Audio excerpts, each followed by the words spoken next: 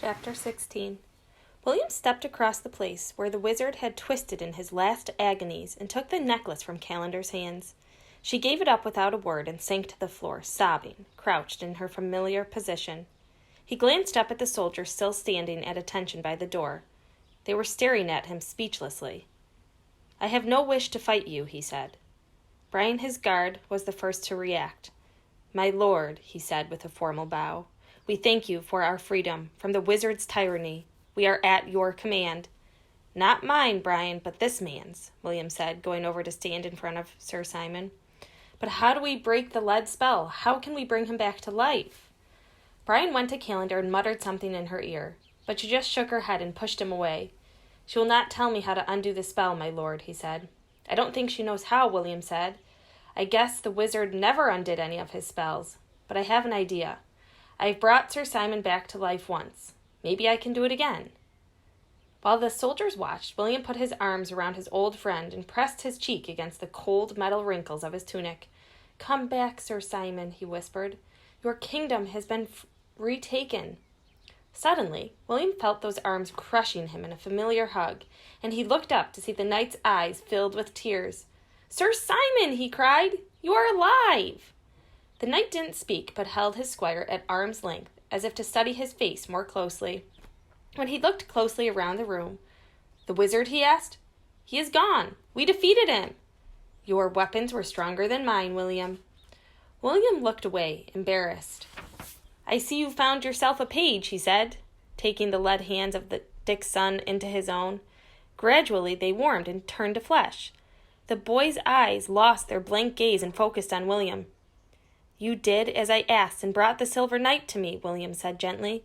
The boy nodded. "What's your name?" "Tolliver, if you please, sir." William smiled. "You weren't calling me sir before, Tolliver." "No," the boy replied with a grin. "What about the others, Sir Simon? How do we bring them back?" "I think I can do it," William said.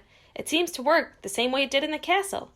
He went from one lead figure to another, touching a cheek here or a hand there, until the room was filled with live people, asking questions and stretching their stiff limbs. As the story of the wizard's defeat was passed from one to another, they pressed forward to shake William's hand. When that was done, he took Tolliver and Sir Simon over to the corner where Calendar still crouched. He touched her on the shoulder. "Calendar," he said softly, "I brought some people to see you. Here is Sir Simon and Tolliver, your grandson." She would not look up, but pulled William down beside her. "I cannot bear to have them see me like this. A wizened old lady with a black heart. You never knew me to be any different, but Simon was my beloved, one before the days of the wizard." Sir Simon took her hands and lifted her up so that he could see her face. Then he hugged her. "My beloved old Calendar." The hug of Sir Simon and the love in his voice melted Calendar as quickly as William's hands had softened the leaden bodies. For the first time since William had met her, he saw her smile. "You do not hate me, my lord?" she cried. "I should have struggled harder with Alistair to rescue you. Even if you had, there was nothing you could do against his power.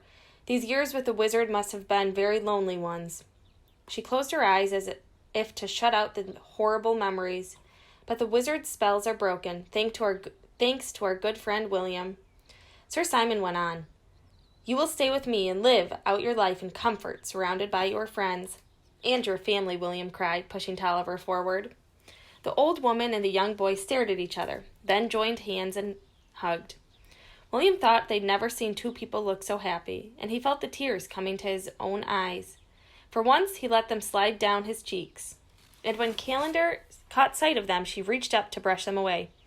"It's all right, Calendar. I'm just so happy for you." "I know, my gentle lord. I know you are." At a signal from Sir Simon, Tolliver led his grandmother off to the corner of the room, where they sat down immediately and began to talk. "Now you must put the necklace on," Sir Simon said. "It holds the token you will need for the Lady Eleanor." William looked more closely at the prize he'd come such a long way to get. Two medallions dangled from the long red ribbon. The first was the reverse side of the Janus medal that Mrs. Phillips held in the castle.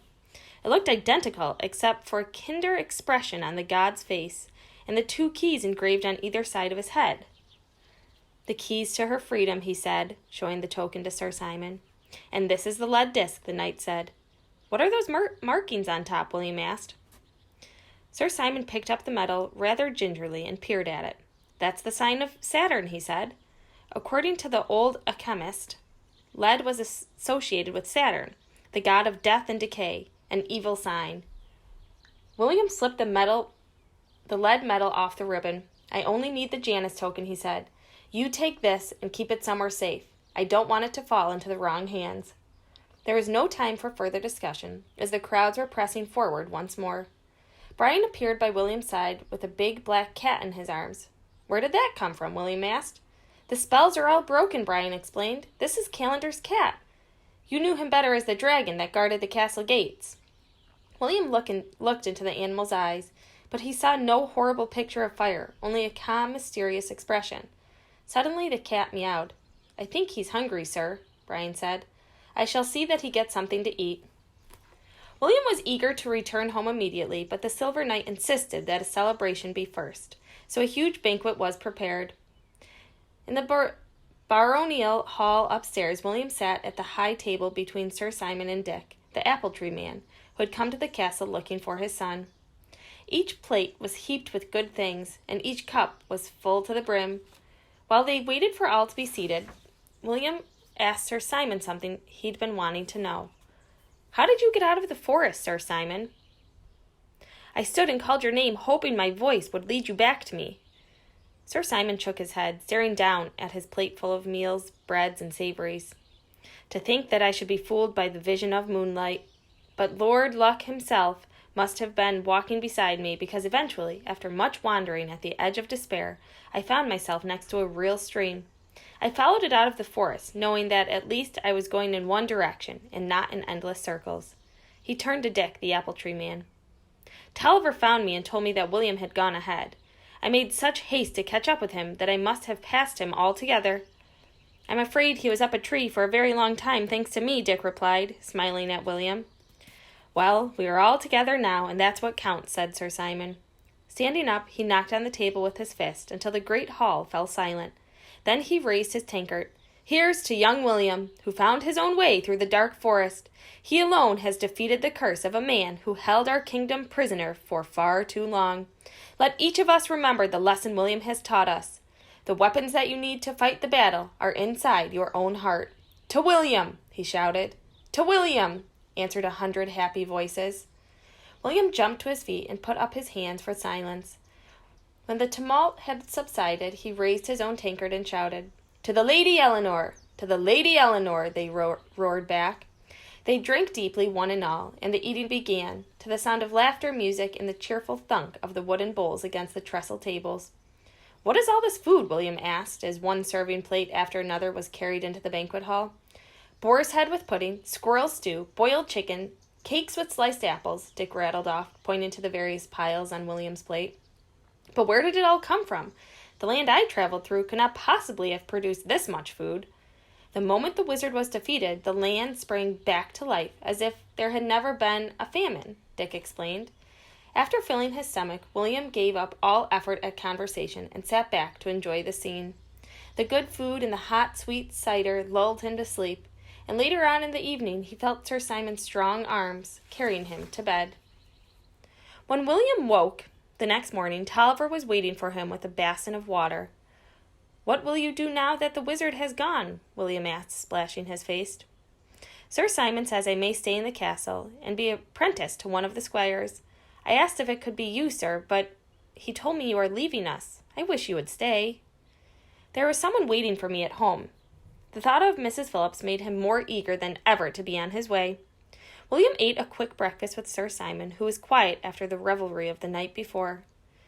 "Will it be just as difficult to get through the forest going the other way, Sir Simon?" William asked. "You've forgotten, William, that the spells are all broken. The forest is harmless now. Tulliver wishes to go with you. I shall give you each a horse, and he can lead yours back when he has seen you safely to your castle gates. There will be enough food in the pack so that you can take some to the Lady Eleanor. I expect she has finished all of the mice in the attic by now." "Thank you." William slid his chair back, but Sir Simon's voice stopped him. "Please send my kindest regards to her. I shall miss her." His voice drifted off. He shook himself and stood up. "I doubt we shall meet again, young William," he said as they embraced, "but we shall live in each other's thoughts forever." William held on to his old friend for an extra moment. "I can't believe you won't be waiting for me in the attic after school," he whispered. For the second time in as many days, William began to cry, but he didn't try to hold back his tears. It was right to feel sad. It was right to show it. "Goodbye, Sir Simon," he said. "I'll never forget you." William and Tulliver rode out into the cool morning. When the steep hill leading away from the castle dipped down the first time, William turned to look back. The black pennant had been replaced with a silver flag, which curled lazily in the early morning breeze. Sir Simon stood on the wall walk next to one of his guards, his arm raised in farewell. William returned the wave and pressed his horse forward with a sharp kick. The return journey took 2 days. Tulliver was an easy companion, respectful of William's silence, but eager to serve him whenever possible. Everyone they passed greeted them cheerfully, and often people pressed food on them or directed them to the nearest source of water for a cool drink. The news of the wizard's defeat had given the people renewed hope, and they had returned to reclaim their land. William and Tulliver spent the night at the edge of the forest, and in the morning William handed his horse over to the page. "I go alone from here, Tulliver. Take your master's horse back to him, with all my best wishes for his continued good health and happiness." "But, sir, I was to go all the way with you," Tulliver said. "I want to spend this last day alone," William explained. "Goodbye, then. We won't forget you," Tulliver said. "Good luck to you." "And to you," William replied as he turned away from the wistful face and was lost in the dark coolness of the forest. This time there were no tempting visions, no noisy roar of angry animals. A cool path patterned by spots of sunlight led through the trees. Every now and then an animal rustled around at the sound of William's footsteps. When he stopped, he could hear the high, clean notes of birds singing to one another in the thick branches.